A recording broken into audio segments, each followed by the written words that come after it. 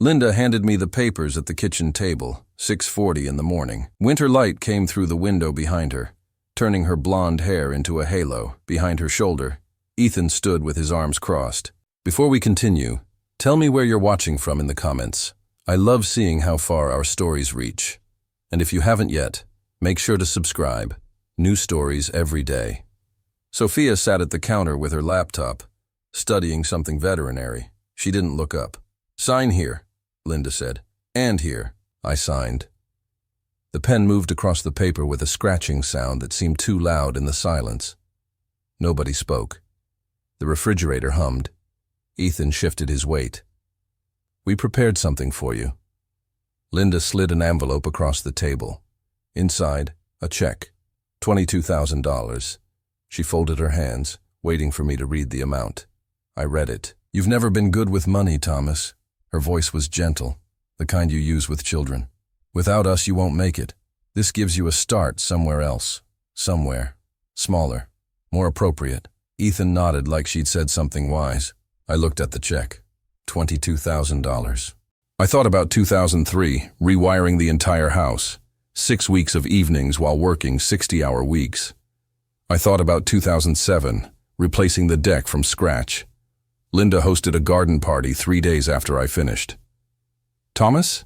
Linda's voice pulled me back. "I heard you. You'll take it?" Ethan's voice had an edge. I folded the check. Put it in my shirt pocket. Stood up. "Where are you going?" Linda stood too. "We need to discuss logistics. The house, I'm going to get my things. Now. Now." Sophia looked up from her laptop. Our eyes met for 3 seconds. Hers were dark, uncertain. Mine must have been something else, because she looked away first. I walked to the garage. My tools hung on pegboards, organized by type. Everything I owned I'd bought. The receipts were in the filing cabinet in the back corner. The filing cabinet. 23 years of documentation. Every receipt, every invoice, every contract. Started the practice after my father died. He'd been a bookkeeper, taught me that paper doesn't lie. So I'd kept facts. Organized by year, then by category. The cabinet was heavy. I dragged it to my truck bed. Linda appeared in the doorway. "What is that?" "Mine." "That old thing?" "Leave it." I didn't answer. Loaded my tool bags, my drill set. The laser level I'd bought in 2012 for $340 when I leveled the basement. Linda watched, arms folded. "You're being dramatic," she said. I closed the tailgate, walked back inside, past Linda, down the hall to the bedroom we'd shared for 19 years. I packed one duffel bag, clothes, toothbrush, the leather-bound ledger from my nightstand drawer, my personal accounting book, where I'd tracked every major expense since we married. Sophia was in the hallway when I came out. "Grandpa." She stopped. "Thomas, where will you go?"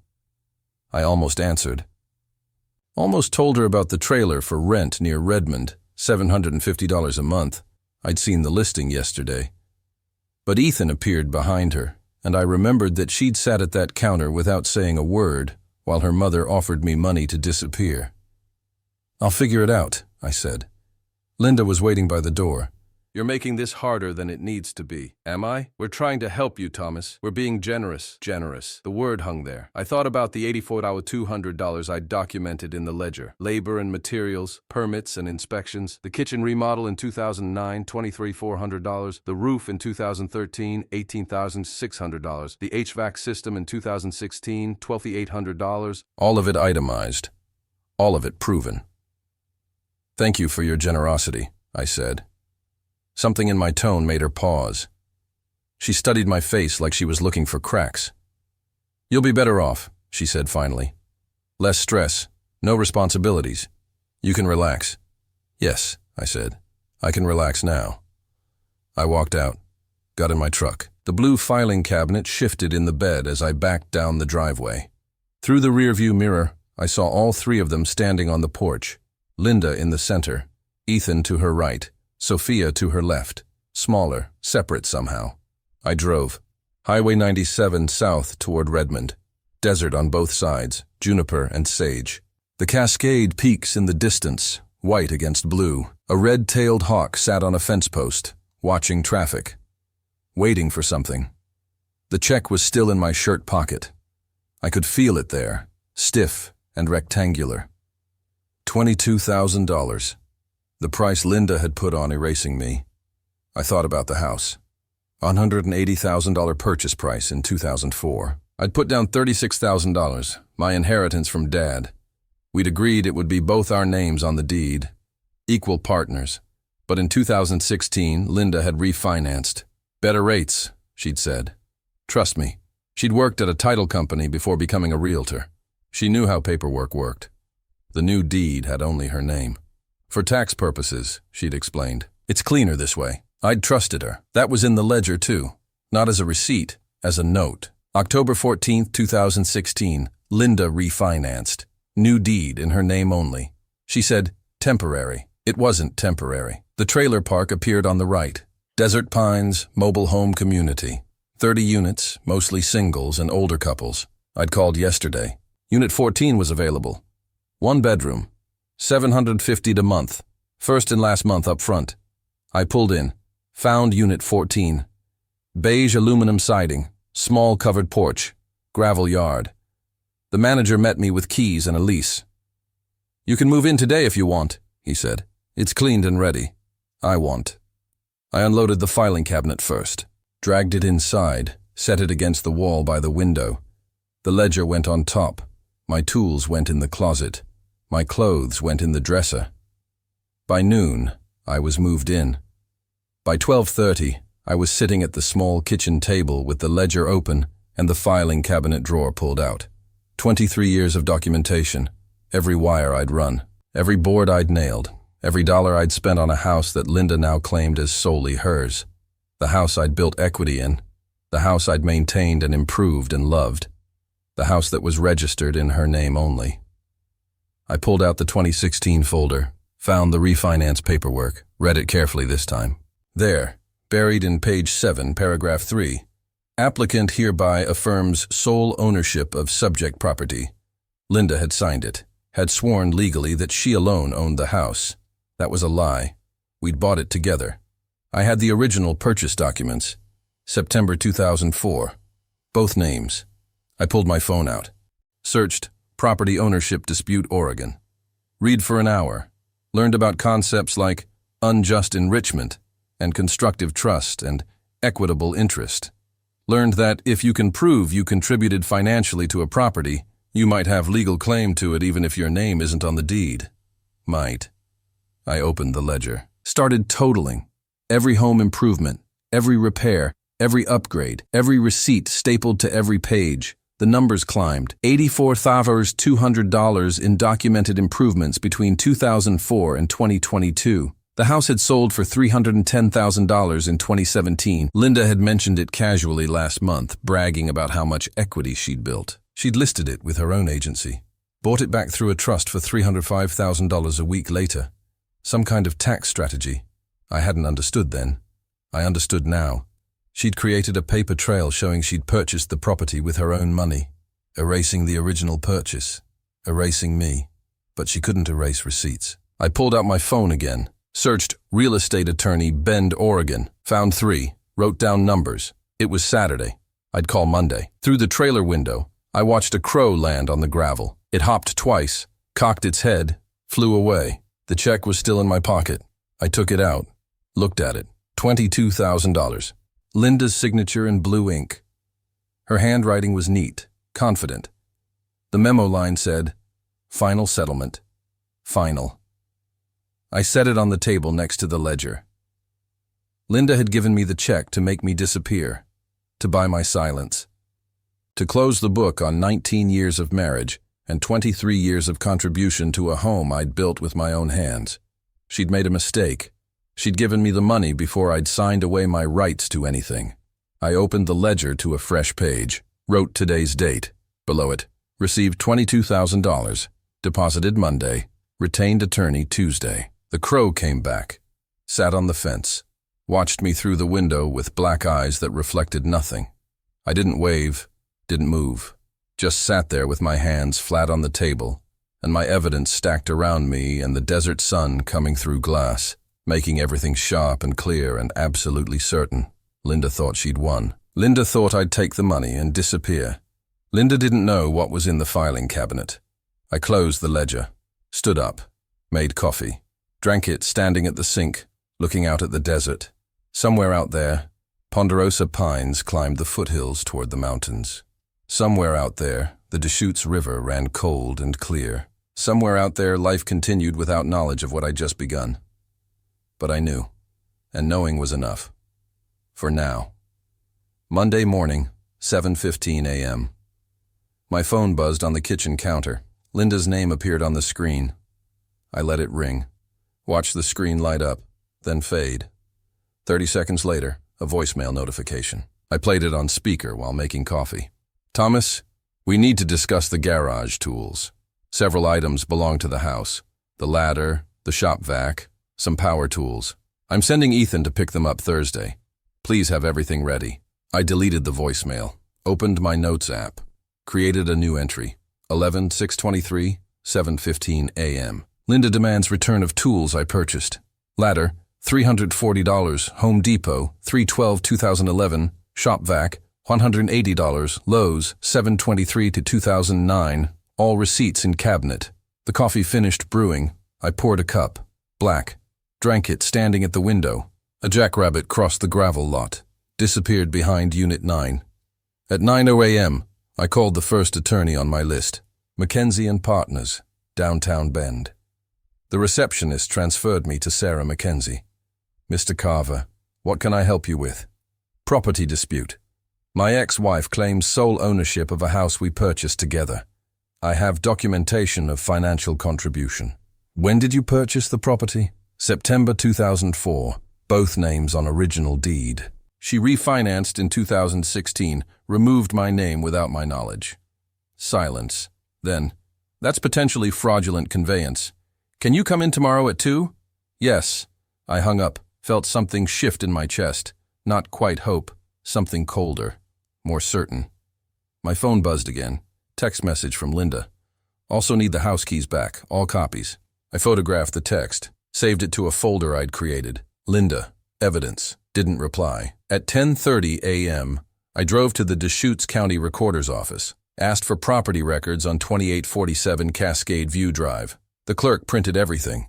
Purchase deed from 2004, my name and Linda's.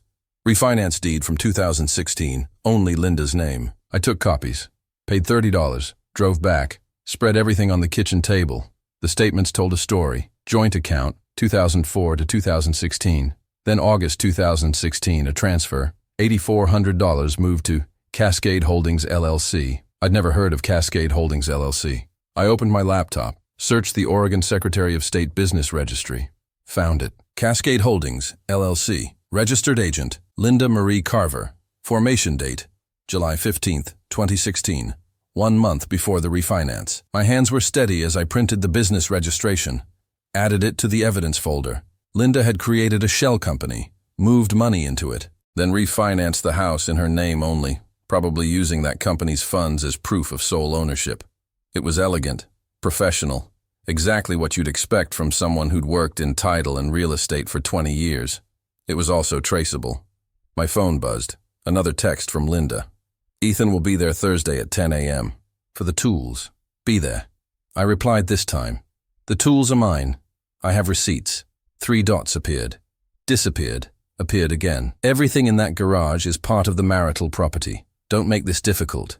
I photographed the exchange. Saved it. Wrote back, see you in court. The dots appeared and stayed there for 2 minutes. No reply came. I made a sandwich. Ham and cheese. Ate it standing up. Looking at the papers spread across the table. Evidence of 19 years. Evidence of systematic erasure. At 3 p.m., Sophia called. I almost didn't answer. Picked up on the 3rd ring. Thomas? Sophia. I wanted to check on you. I'm fine. She's really angry. About the text message. She's talking about lawyers. So am I. What does that mean? It means your mother refinanced a house we bought together and removed my name without consent. I have 23 years of receipts proving I paid for half that house. I don't understand. You don't have to. Please. I don't want to be in the middle of this. Then don't be. I hung up, made more coffee, sat down with the ledger, Started organizing documents for tomorrow's meeting. My phone buzzed. Ethan, we need to talk. I didn't reply. I'm serious, Thomas. Mom's getting a restraining order if you don't return the property. I typed, she's welcome to try. Blocked his number. The sun was setting. Orange light came through the window, made everything look warmer than it was. I thought about the house on Cascade View Drive. The kitchen I'd remodeled in 2009. Torn out old cabinets, installed new ones, tile backsplash, under cabinet lighting, $23,400 total. Linda had picked the colors. I'd done the work. She'd taken photos for her real estate portfolio. Kitchen renovation specialist, her website said, showed before and after pictures, my work, her credit. I pulled up her website on my laptop, saved screenshots, 14 different projects. 7 of them were our house, different rooms, different years, all of them credited to Linda Carver Designs. I'd built everyone, added the screenshots to the evidence folder. My phone rang again. Unknown number. I answered. Mr. Carver? A woman's voice, professional, clipped. This is Jennifer Oakes from Cascade Legal. I represent Linda Carver. We need to discuss the return of property currently in your possession. I don't have any property that belongs to Mrs. Carver. Mrs. Carver states that you removed tools, equipment, and personal files from the marital home without permission. The tools are mine. I have purchase receipts. The files are my personal financial records. Mrs. Carver disputes that. Mrs. Carver can dispute it in court. Mr. Carver, I strongly advise. I hung up, blocked the number, made dinner, scrambled eggs, toast, ate at the table with the evidence spread around me like a fortress. At 8 p.m., my phone buzzed one more time. Sophia again. Please don't do this. I stared at the message. Thought about her sitting at the counter Saturday morning. Silent, studying, not looking up while her mother offered me money to disappear. I typed, I'm not doing anything. Your mother did this. 3 dots appeared, stayed there. Then, she said you're lying about the house. I have the original deed, both our names. She removed mine illegally. That's not what she said. Then she's lying. The dots appeared and disappeared 3 times. Finally, I don't know what to believe. I put the phone down. Didn't reply. Outside, full dark now. The desert went black at night. No street lights, no city glow. Just stars and silence and the distant sound of highway traffic. I closed the ledger. Filed the day's evidence. Everything labeled. Everything dated. Everything preserved. Tomorrow I'd meet with the attorney. Tomorrow I'd learn what was possible, what was probable, what was worth fighting for. Tonight I sat in the dark trailer and thought about Linda's face when I'd folded that check. The surprise in her eyes. She'd expected tears, expected pleading, expected me to beg for mercy or understanding or another chance. She'd gotten silence, and silence, I was learning, was its own kind of weapon. Through the window, a pair of headlights swept across the gravel. Kept going. Probably someone visiting Unit 18. Nothing to do with me. But I watched until they disappeared. Then I opened my laptop, searched for Forensic Accountant Bend, Oregon. Found 2. Wrote down their names and numbers. If Linda had hidden money in Cascade Holdings, LLC, there might be more. Other accounts. Other transfers. Other lies dressed up as legal paperwork. I'd need proof. Not just suspicion. Not just anger. Proof. That's what the filing cabinet was for. That's what the ledger meant. That's what 23 years of receipts would buy me. Not revenge. Nothing that dramatic. Just the truth, documented and undeniable, presented in a courtroom where Linda's smile wouldn't work, and Ethan's intimidation meant nothing, and Sophia's uncertainty couldn't cloud what the papers proved. I closed the laptop, washed my dishes, brushed my teeth, lay in the unfamiliar bed, in the unfamiliar trailer, in the unfamiliar dark, and slept better than I had in months, because tomorrow I'd start building my case. And Linda had given me all the evidence I needed the moment she'd handed me that check and told me to disappear.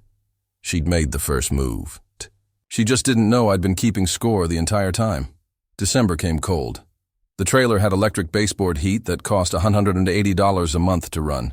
I kept it at 58 degrees, wore layers, drank coffee to stay warm. Sarah Mackenzie had taken my case. Retainer, $5,000. Hourly rate after that, $280. I'd paid with the check Linda gave me. Used her money to hire the lawyer who'd fight her. There was poetry in that. The work at the lumber depot had ended in October. Seasonal layoffs. I picked up shifts at a hardware store in Redmond.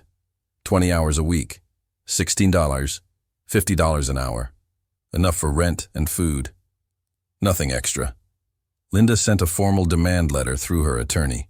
Return of tools, equipment, and personal property wrongfully removed from marital residence. Deadline, December 15th. Sarah responded with our own letter. Request for all financial documents related to 2847 Cascade View Drive. All bank statements from Cascade Holdings, LLC. All loan applications from the 2016 refinance. Deadline, December 15th. Linda's attorney sent nothing. We filed a motion to compel discovery. Court date set for January 18th. The days were short, dark by 4:30 p.m. I'd come home from the hardware store, eat dinner standing at the counter, then sit at the kitchen table with the filing cabinet open and the ledger spread out like a map of everything I'd lost. Receipts from 2005. New water heater, $1,840. I remembered installing it. Linda had been pregnant with... No, not pregnant. Sophia had been 10. Linda had been planning a holiday party, needed hot water for 20 guests. I'd installed the water heater on a Saturday. Missed the Oregon-Washington game. She'd thanked me with a kiss on the cheek and a plate of appetizers meant for the guests. Receipts from 2008. Bathroom remodel, $8,200. Subway tile, pedestal sink. Linda had picked everything from a catalog. I'd done the plumbing, the tile work, the fixture installation. Took 3 weekends. She'd posted before and after photos on Facebook. Finally got my dream bathroom. 43 likes. No mention of me. Receipts from 2011. Deck expansion, $6,400. Pressure-treated joists. Composite decking. Built-in planters. Linda wanted space for her yoga classes. Just a small group, she'd said. Maybe 6 people. By summer, she was charging $25 per person. 3 classes a week. 18 people total. $450 a week. I'd built the platform for her business. She'd kept every dollar. I closed the ledger, made tea, stared out the window at nothing. My phone buzzed. Text from Ethan. This is getting ridiculous. Just give back what isn't yours. I deleted it. Didn't block him this time. Wanted to see what else he'd say. Another text. You're embarrassing yourself. Another. Mom's going to take everything in court. You know that, right? I set the phone face down. On December 10th, Linda filed for a restraining order. Alleged harassment, alleged threats, alleged erratic and concerning behavior. The hearing was scheduled for December 20th. Sarah called. This is harassment. She has no evidence of threats. I know. Have you contacted her at all? No. Driven by the house? No. Any contact with Ethan or Sophia? Ethan texts me. I don't reply. Sophia called once in November. I hung up. Good. Keep doing that. This restraining order is a tactic. She's trying to paint you as unstable before the property hearing. Will it work? Not if you stay clean. No contact. No reactions. Show up to the hearing calm and prepared. I hung up. Felt the walls of the trailer pressing closer. That night I couldn't sleep. Lay in bed watching headlights cross the ceiling. Thought about Linda in the house on Cascade View Drive. Warm, comfortable. Sleeping in the bedroom I'd repainted in 2014.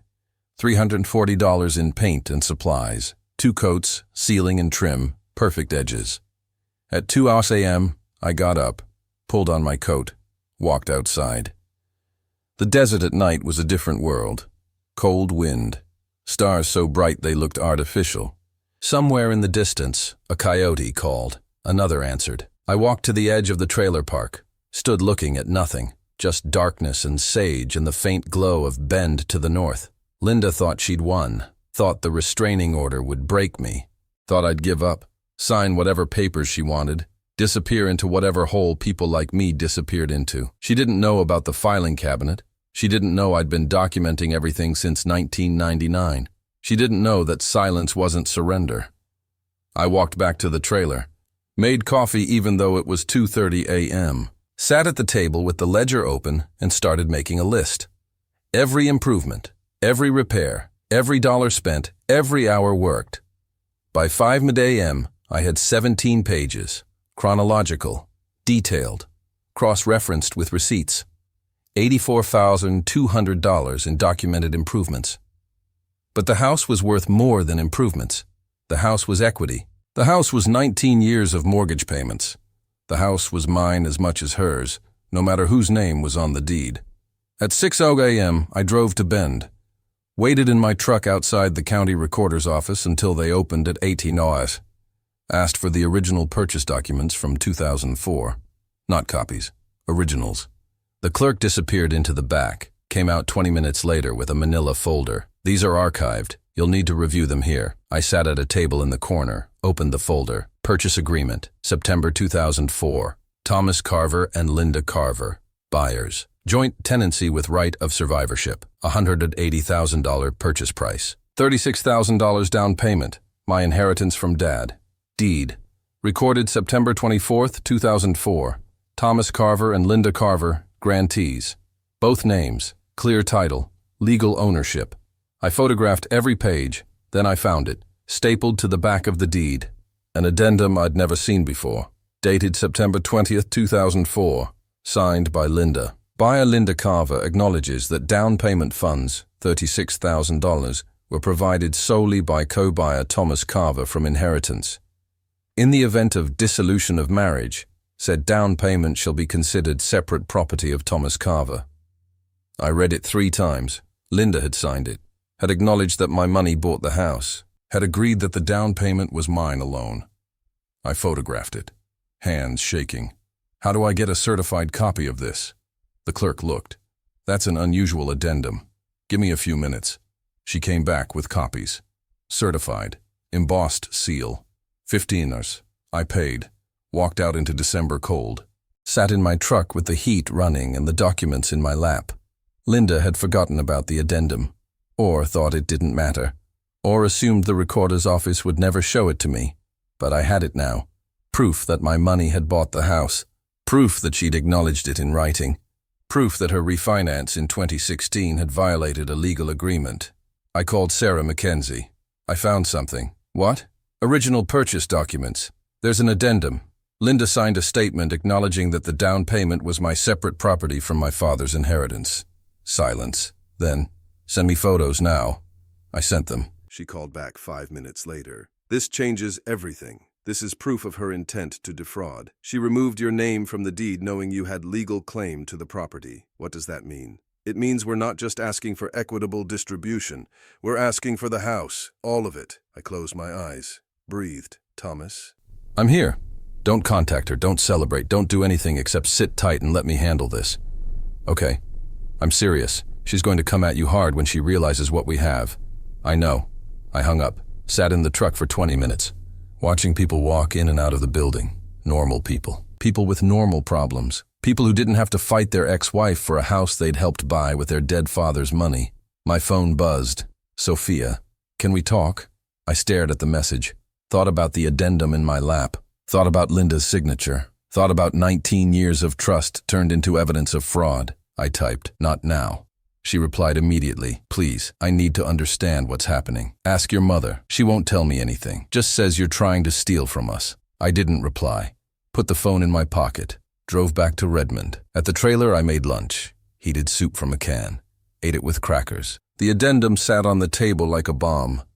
Linda had signed away her defense, had put it in writing, had trusted that no one would ever look. But I'd looked, and now everything shifted.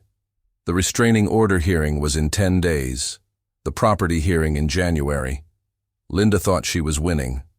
Thought her lawyer and her tears and her story about the crazy ex-husband would be enough.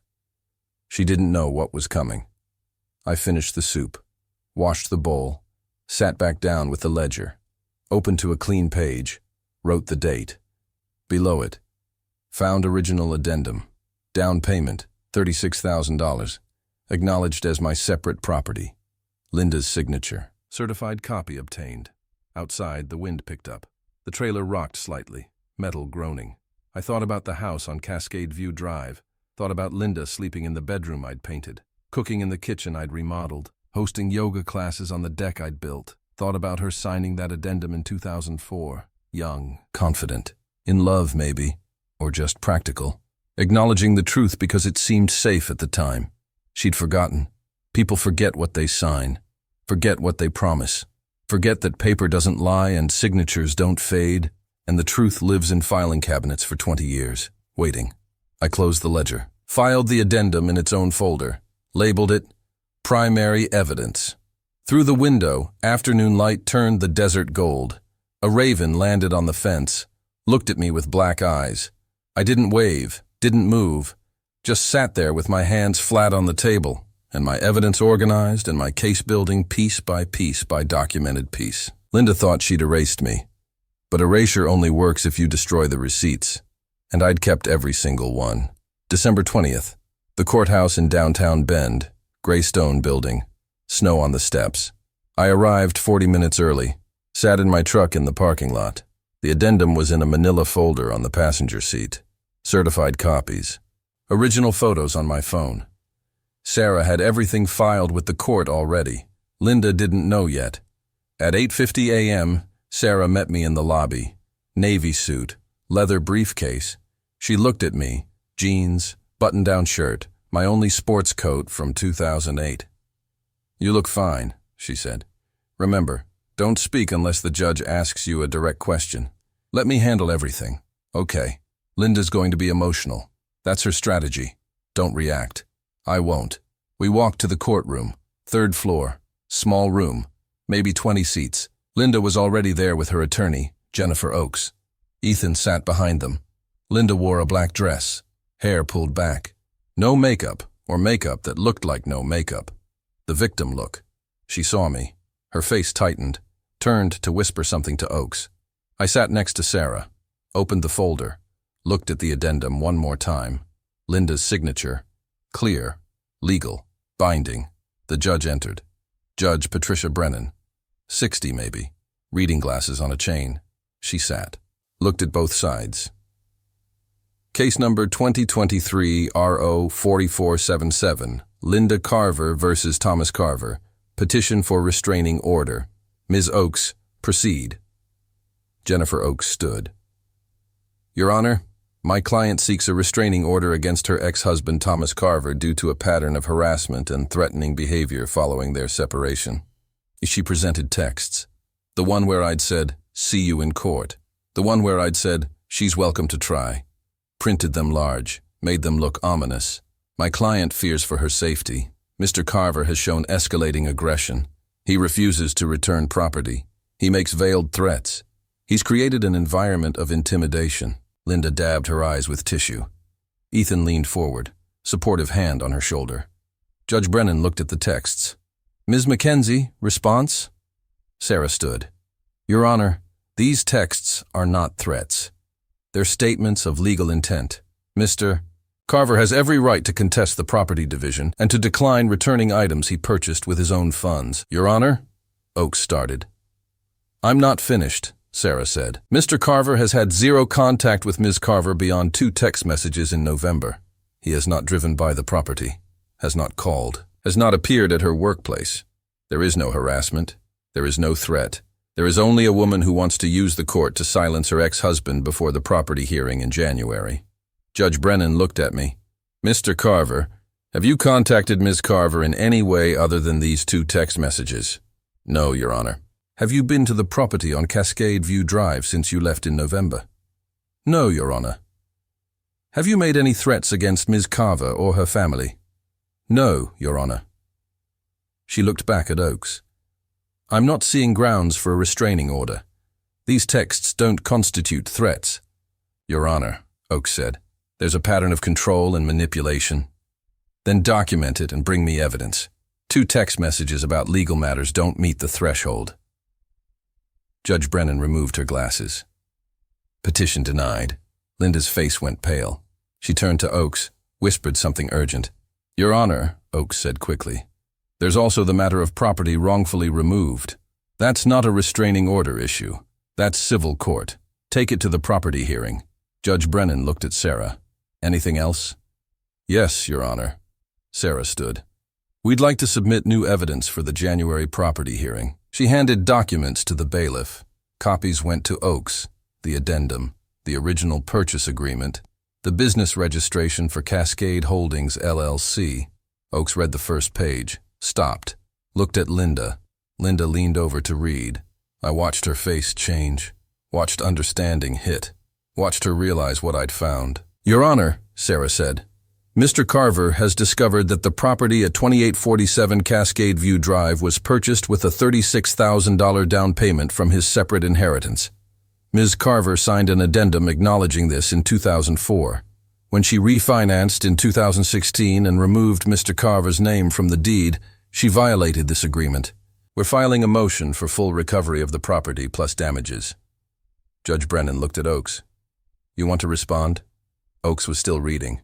Your Honor, I need time to review these documents with my client. You'll have time before January. This hearing is adjourned. The gavel came down. Linda stood, stared at me across the courtroom. Not crying now, not playing victim, just staring with something that looked like recognition, like she'd finally understood who I was. I stared back, didn't smile, didn't nod, just looked at her until she turned away. In the hallway, Sarah put a hand on my arm. Don't talk to them. Don't look at them. We're leaving. We walked toward the elevator. Behind us, voices.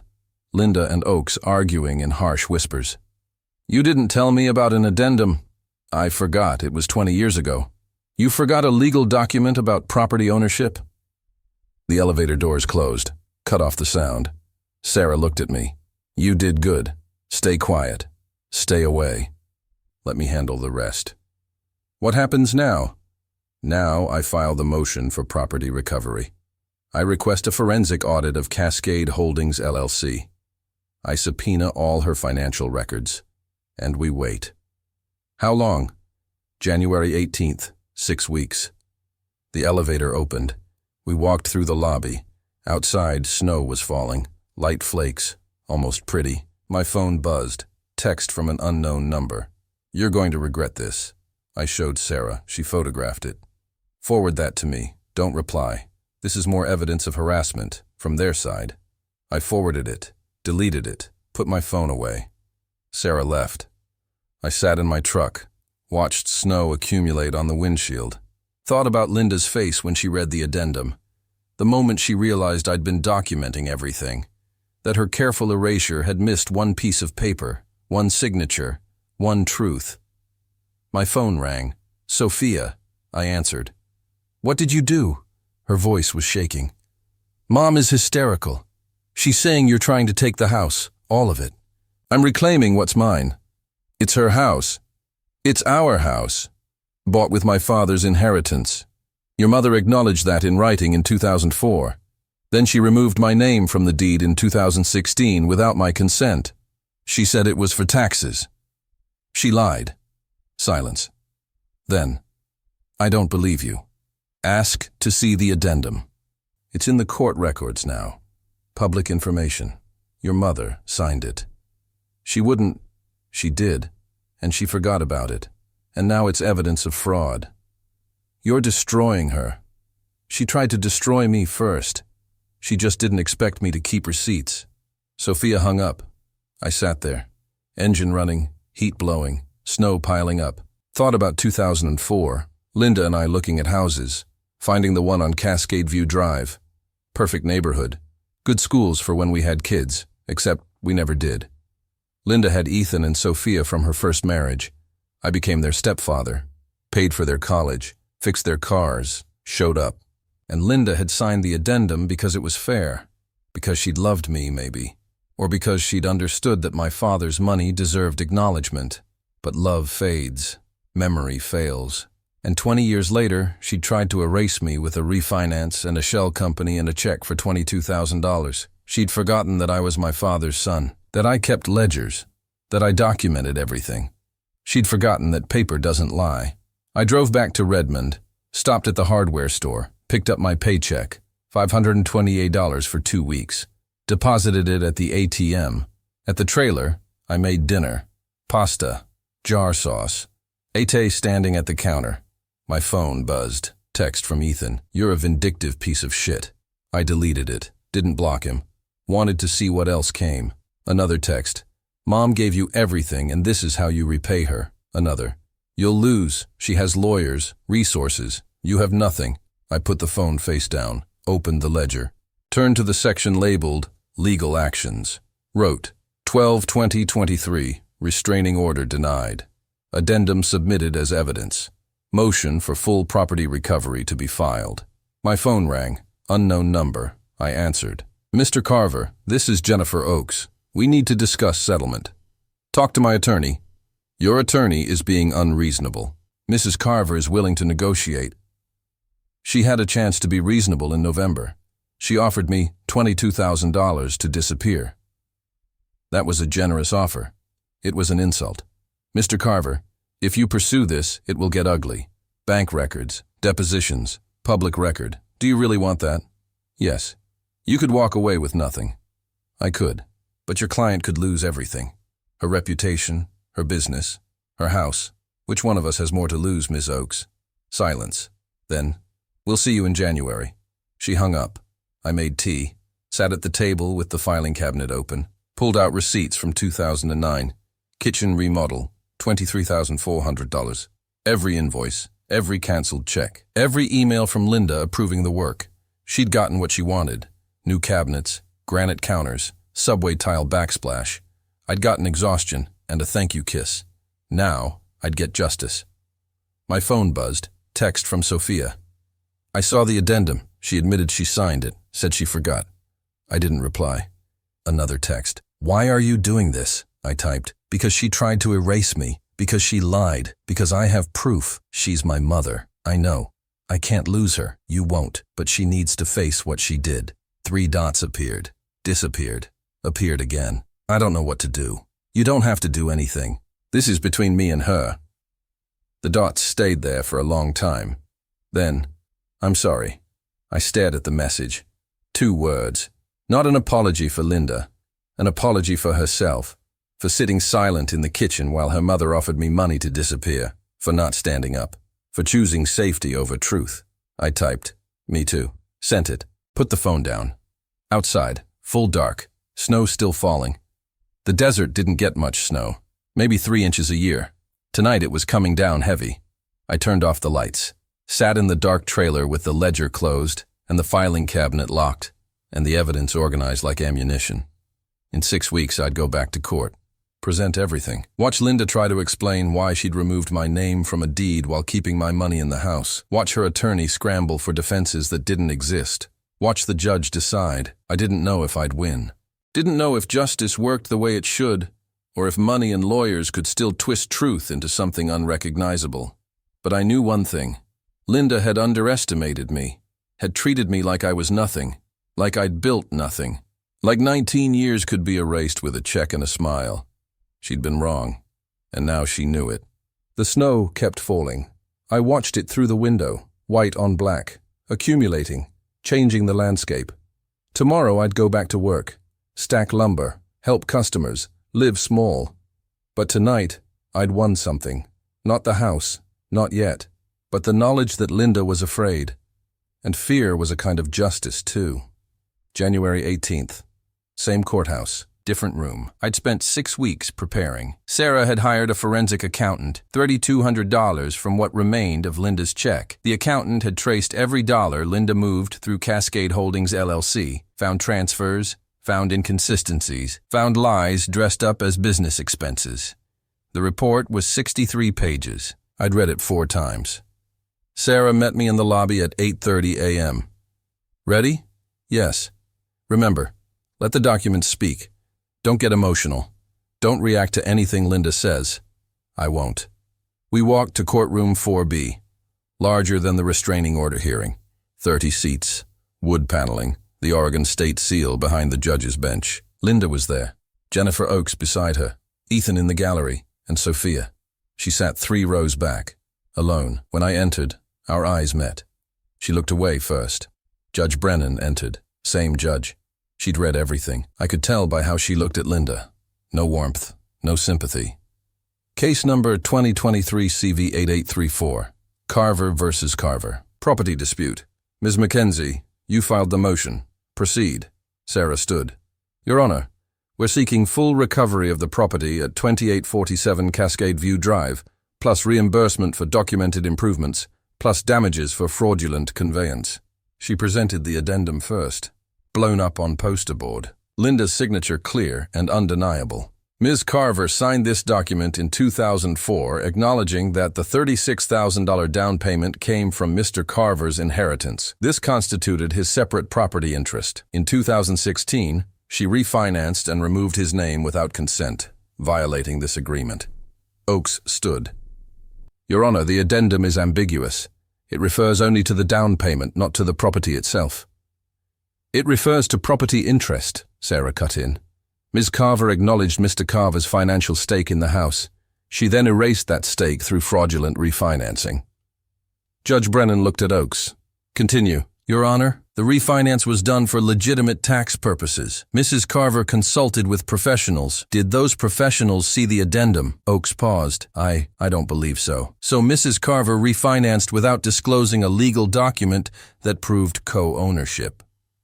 The addendum was filed with the county. It was available, but she didn't disclose it. Proceed, Ms. Mackenzie. Sarah presented the forensic audit. The accountant, David Rosen, had found everything. Cascade Holdings LLC wasn't a legitimate business. It was a shell. Linda had transferred $47,300 from the joint account between August and October 2016, right before the refinance. Your Honor, Mrs. Carver moved marital funds into a company she solely controlled, then used the appearance of independent assets to qualify for the refinance. This wasn't tax strategy. This was fraud. She showed the transfers. August 14, 2016, $80,400. September 2, 2016, $15,200. September 28, 2016, $12,100. October 9, 2016, $11,600, all before the refinance application on October 21, 2016. Mrs. Carver then listed Cascade Holdings as a business asset on the loan application, made it appear she had independent income and assets. The bank approved the refinance based on false information. Judge Brennan looked at Linda. Mrs. Carver, did you transfer funds from a joint account to a business account you controlled? Linda stood. Your Honor, those were investments. Yes or no? Yes, but did you disclose to the lender that those funds came from a joint marital account? Linda glanced at Oakes. I don't remember what I disclosed. The application is here. Judge Brennan held up papers. You listed Cascade Holdings LLC as having $50,000 in assets. Listed it as established in 2014, but it was established in July 2016. 2 months before you started transferring money into it. Silence. Mrs. Carver, you lied on a loan application. Your Honor, Oakes said quickly. My client may have made errors in dates. These aren't errors. This is systematic misrepresentation. Judge Brennan set the papers down. Ms. Mackenzie, what are you requesting? Full return of the property to Mr. Carver. Reimbursement of $84,200 for documented improvements. And recovery of the $47,300 fraudulently transferred, plus interest. Oakes stood. Your Honor, that's excessive. Mrs. Carver has lived in and maintained that property. With Mr. Carver's money, Judge Brennan said. Money from his inheritance, money from his labor, money he can prove with receipts and invoices and canceled checks. She looked at Linda. Mrs. Carver, here's what's going to happen. You're going to settle this today. Or I'm going to order a full forensic audit of all your accounts, all your business dealings, and refer this case to the district attorney for loan fraud. Do you understand? Linda's face went white.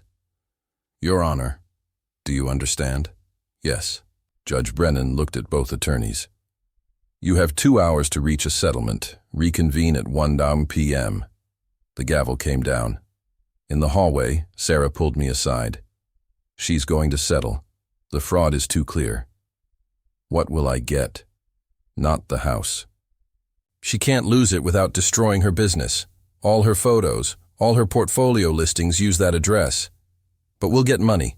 Probably $100,000 to $120,000. Plus she drops any claim to your tools, your truck, anything else. That's enough. It's realistic. You could push for the house, but the legal fees would eat everything. Take the money. Walk away clean. At 12:30 p.m., Oakes approached us. We're prepared to offer $89,000, full release of all claims. Mr. Carver keeps all personal property. Sarah looked at me. I shook my head. $120,000, Sarah said. Plus, Mrs. Carver covers all legal fees, plus written acknowledgement of fraud. We can't admit fraud. Then we go back in front of Judge Brennan and let her refer it to the DA. Oakes walked away. Came back 15 minutes later. Okay, $103,000. We cover your legal fees. No admission of fraud, but a statement that financial irregularities occurred during the 2016 refinance. Sarah looked at me. That's $10,500 in legal fees covered, plus $103,000 cash. You walk away with over $113,000 total. I recommend taking it. I thought about the house, about the kitchen I'd remodeled, the deck I'd built, the water heater, the bathroom, the roof. 19 years of work. But the house was wood and nails. The house was Linda's now. Let her keep it. Let her live with the knowledge of what she'd done. I'll take it. We signed papers at 12:55 p.m. Payment terms. $103,000 within 30 days. Wire transfer. Plus $10,500 for legal fees. Plus a statement acknowledging financial irregularities. At 1:00 p.m., we returned to the courtroom. Judge Brennan reviewed the settlement. Approved it. Signed the order. This case is closed, she said. Mr. Carver, you're entitled to the settlement amount. Mrs. Carver, you have 30 days. If payment isn't received, judgment will be entered and collection will begin. Understood? Yes, Your Honor, Linda said. Her voice was flat, empty. The gavel came down. I stood, walked toward the exit. Sophia was waiting in the hallway. Thomas. I stopped. Can we talk? I looked at her. 27 years old, veterinary student. Linda's daughter. I'd helped pay for her undergrad. $18,000 over 4 years. Never asked for thanks. Never expected it. What do you want to say? I didn't know. About the money. About the transfers. I swear I didn't know. I believe you. Mom said you were lying. Said you were trying to steal from her. I believed her. She's your mother. But you were. She stopped. You were good to us. You paid for my school, fixed my car, showed up at my graduation when my real dad didn't. And I sat there in the kitchen and said nothing when she gave you that check. You were protecting her. I was being a coward. I didn't argue. She pulled something from her bag, an envelope.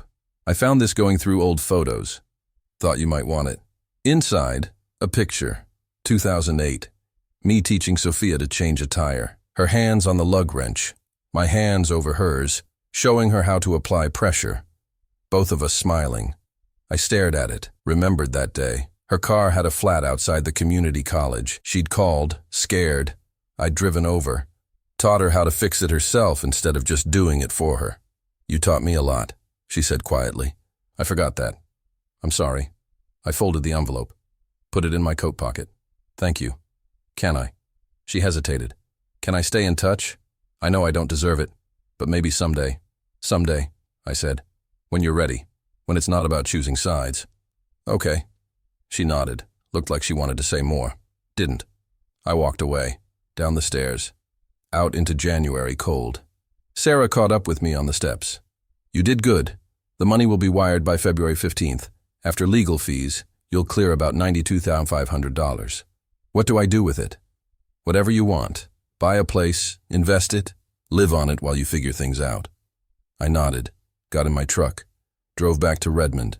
At the trailer, I sat at the kitchen table, opened the ledger, turned to a fresh page, wrote 11824, settlement approved, $103,000 awarded, case closed. Below it, Sophia apologized, gave me a photo, said someday. I closed the ledger, made coffee, stood at the window watching afternoon light turn the desert gold. Thought about Linda in the house on Cascade View Drive, signing the settlement papers, writing a check for $103,000, watching her business account drop, knowing everyone in court had heard about the fraud, about the shell company, about the lies. I didn't feel joy, didn't feel victory, just felt tired. The money would arrive in 30 days. I'd move somewhere better. Maybe buy a small place. Maybe just keep working at the hardware store and save everything. But the fight was over. Linda had tried to erase me, had succeeded for a while. But paper doesn't lie. Signatures don't fade. And justice, when you have documentation, eventually comes. I pulled out the envelope Sophia had given me, looked at the photo again. Two people who'd trusted each other once, before everything broke. Maybe someday she'd visit. Maybe we'd sit on a porch somewhere and drink coffee and not talk about Linda or money or any of it. Maybe. I put the photo on the refrigerator. Held it there with a magnet shaped like Oregon. Through the window, a hawk circled. Hunting. Patient. I watched it until it dove. Came up with something in its talons. Flew toward the mountains. Life continuing. Predator and prey. Win and loss. The natural order of things. I'd won. Not everything, but enough. And enough was all I'd ever needed. July 2024. The cabin sat 20 minutes outside Sisters, Oregon. One bedroom, wood siding, a porch facing the Three Sisters Peaks. I'd bought it in March for $78,000. Cash. Left $1,400 for living expenses and saved the rest. The cabin needed work. I'd spent April and May fixing what was broken. New roof shingles. Replaced the deck boards. Rewired the kitchen. Not because anyone asked, because it was mine and I wanted it right. The hardware store had let me go in April. Budget cuts. I'd found work at a water co-op in Sisters. Part-time. $18 an hour. Installing irrigation systems for small farms and residential properties. The work was familiar. Quiet. No one asked about my past. I kept the ledger in a drawer in the bedroom. Hadn't opened it since February, when the settlement money arrived. $103,000 wire transfer. $10,500 legal fees covered separately. Everything documented. Everything finished. The filing cabinet sat in the closet. Still organized. Still complete. 24 years of receipts. But I didn't need them anymore. The fight was over. Justice had arrived. The evidence could rest. On the refrigerator, one photo. Me and Sophia. 2008. Changing a tire. Held there with a magnet shaped like Oregon. She'd texted in March. Is the offer still open? To visit sometime? I'd replied, yes. She'd texted again in May. I'm coming to Bend for a conference in July. Could I drive out after? I'd replied, Saturday the 13th, noon. Today was July 13th, 11:45 a.m. I made coffee, set out 2 mugs, waited on the porch. The mountains were clear today. Snow still visible on the peaks even in summer. A Clark's nutcracker called from a ponderosa pine. At 11:58, a car appeared on the gravel road. Honda Civic, silver. Same one I'd helped her buy in 2019. Helped her negotiate the price down $1,400. Helped her understand the financing terms. She parked, got out slowly, looked at the cabin, at the mountains behind it, at me standing on the porch. Thomas, Sophia. She walked up the steps, stopped 3 feet away. We looked at each other. She'd cut her hair shorter, looked older, looked tired. It's beautiful here, she said. Coffee, please. We sat on the porch, didn't speak for 5 minutes, just drank coffee and watched the mountains and listened to the nutcracker and the wind in the pines. How's school? I asked. Good. 1 more year. I'm doing my clinical rotations. Still large animals? Mostly. Some small animal work too. I nodded, drank coffee. Mom moved, she said, to Raleigh, with Ethan. I heard. You heard? Small town. People talk. She sold the house in June. Got $340,000. I didn't react. Didn't feel anything. The house wasn't mine. Had never really been mine. Just wood and nails and memories of work I'd done for someone who forgot I existed. She didn't want to stay in Bend, Sophia continued. After the court case, people knew. Her business. It didn't go well. I'm sorry. Are you? I thought about it. Yes. I didn't want to destroy her. Just wanted what was mine. She destroyed herself. I didn't argue. Sophia set her mug down. Ethan doesn't talk to me anymore. Said I betrayed Mom by coming here. Did you? I don't know. Maybe. But she betrayed you first. And I sat there and watched. You were protecting your mother. I was being a coward. We'd had this conversation before. In the courthouse hallway. Same words. same guilt. I didn't know how to absolve her, didn't know if I should. "You're here now," I said. "Does that matter?" "Yes." She looked at me, eyes wet. Didn't cry, just looked. "Do you forgive her?" she asked. "No." "Will you?" "I don't know." "Do you forgive me?" I set my mug down, looked at the mountains, thought about the kitchen in November, the check, the silence. Sophia at the counter, studying, not looking up while her mother offered me money to disappear. Thought about the photo on my refrigerator, 2008, teaching her to change a tire, her hands learning, my hands teaching. "I'm working on it," I said. She nodded, wiped her eyes. "That's fair." We sat in silence again, longer this time, 10 minutes maybe. The sun moved, shadows shifted. A ground squirrel ran across the yard. "Want to see the river?" I asked. "Yes." We drove to the Deschutes, 15 minutes south. Found a pullout near Steelhead Falls. Walked down to the water. The river ran fast and cold. Clear enough to see rocks on the bottom. A heron stood in the shallows, motionless, watching for fish. Sophia picked up a stone, smooth, gray, threw it into the current. It disappeared. "I don't know how to fix this," she said. "Maybe you can't. Then what do I do?" "Live with it. Move forward. Don't make the same mistakes." "Now what mistakes did I make?" "Silence when you should have spoken." She picked up another stone, held it, didn't throw it. "You're right." We walked upriver, found a spot where the bank widened, sat on flat rocks, watched the water. The heron flew away, landed downstream. "Do you hate her?" Sophia asked. "No." "How?" "Hate takes energy. I don't have energy for her anymore." "What do you have?" I thought about the cabin, the porch, the mountains, the work at the co-op, the simple days, coffee in the morning, dinner alone, sleep without dreams of courtrooms or filing cabinets, or Linda's face when she realized I'd been documenting everything. "Peace," I said. Sophia turned the stone over in her hand. "That sounds lonely." "It is. But it's mine." She set the stone down between us. "Can I visit again?" "Not soon, but eventually." "Yes." "Even if I'm still figuring things out with Mom?" "Yes." "Even if it takes years?" "Yes." She looked at me. "Why?" "Because you came. Because you apologized. Because you gave me that photo. Because you're trying. Is that enough?" "It's a start." We sat until the sun moved behind the pines. The river darkened. Temperature dropped. I stood first, offered her a hand. She took it. We walked back to the truck. At the cabin, she didn't come inside, just stood by her car, keys in hand. "Thank you," she said. "For what?" "For letting me come. For not." She stopped.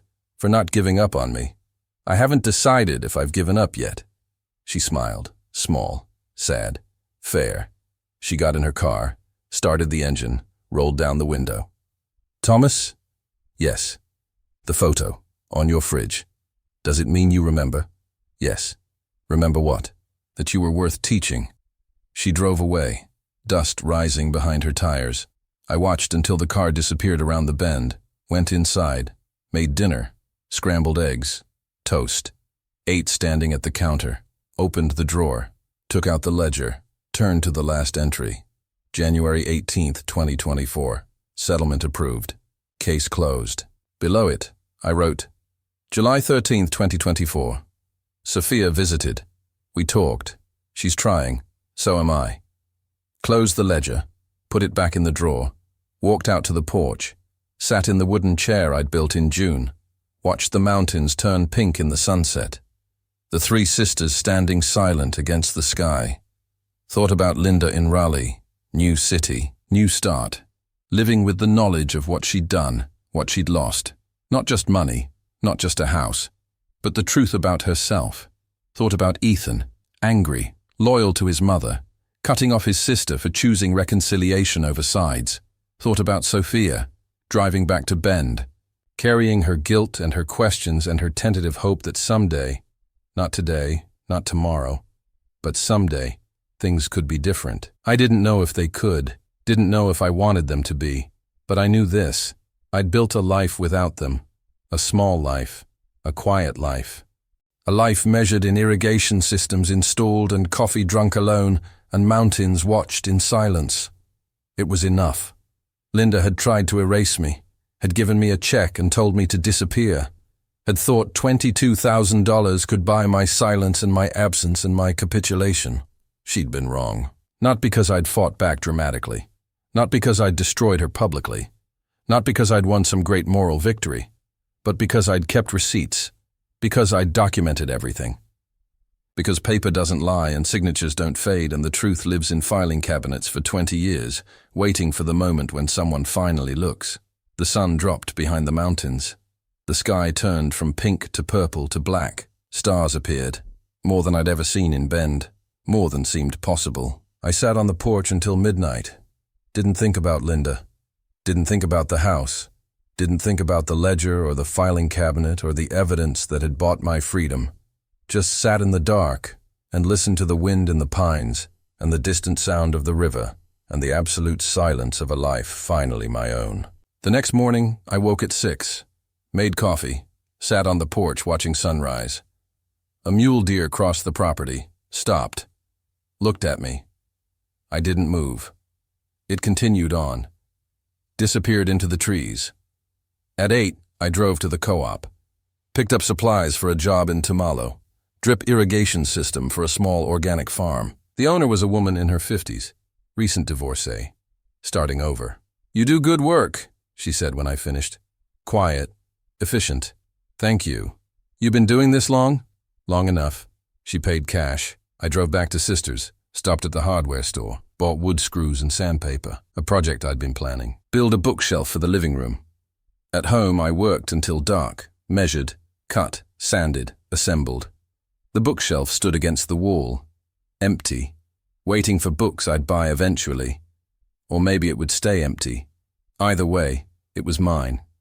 I made dinner, sat on the porch, watched stars appear. My phone was inside on the counter. I'd left it there all day, hadn't checked it, didn't need to. Tomorrow I'd work another job, install another system, come home, make dinner, sit on the porch. The pattern would repeat. Day after day, week after week, a life built on routine and silence and the absolute certainty that I owed nothing to anyone. Linda had her house and her guilt and her new life in Raleigh. Ethan had his anger and his loyalty and his distance from the sister who'd chosen differently. Sophia had her questions and her apologies and her tentative hope for someday. I had this cabin, these mountains, this silence. And I had the knowledge that justice, when pursued with documentation and patience and the refusal to disappear, eventually comes. Not loud, not triumphant, just quiet and certain and absolutely final. The wind picked up, carried the smell of pine. Somewhere in the distance, a coyote called. I closed my eyes. Didn't need to see the mountains to know they were there. Didn't need to open the ledger to know what it proved. Didn't need anything except this moment and this peace and this life I'd built from the wreckage Linda left behind. She'd tried to erase me, but erasure only works if you don't keep records. And I'd kept every single one.